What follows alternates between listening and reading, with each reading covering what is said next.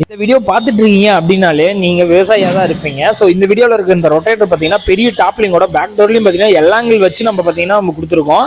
So இது என்ன model, எந்த ப்ரைஸுக்கு கொடுத்துருக்கோம், எந்த ஊருக்கு கொடுத்துருக்கோம் அப்படிங்கிறத வாங்க பார்க்கலாம். மறக்காம நம்ம சேனலை ஃபாலோ அண்ட் சப்ஸ்கிரைப் பண்ணிக்கோங்க. ஸோ இப்போ நம்ம பார்க்க போகிறது பார்த்தீங்கன்னா ஆல்ரெடி 42 பிளேடில் multi gear box high clearance model rotator தான். ஸோ அதுலேயே இது பார்த்தீங்கன்னா பெரிய டாப்லிங்கோட வந்துடுது. ஸோ ஏன்னா இது ஹெவி மாடல். ஸோ 530 கிலோ அந்த ரேஞ்சில் வெயிட் இருக்கும். ஸோ உங்களுக்கு திக்னஸ் அதிகமான ரொம்ப கல்லுக்காடு ஹெவி யூசேஜ் அதுக்கு வேணும்னா நீங்கள் இதை கண்டிப்பாக எடுத்துக்கலாம். இந்த மாடலில் பார்த்தீங்கன்னா கஸ்டமர் கேட்டதுக்காகவே பார்த்தீங்கன்னா பேக் டோரில் வந்து பார்த்தீங்கன்னா உங்களுக்கு எல்லா ஆங்கிள் வச்சு நம்ம கொடுத்துருக்கோம். ஸோ அதனால் மண்ணு தள்ளுறதுக்கு அந்த மாதிரி இதுக்கு இன்னும் கொஞ்சம் உங்களுக்கு ஸ்டிஃபாக இருக்கும். ஸோ அந்தளவுக்கு பேக் டோர் வளையாது.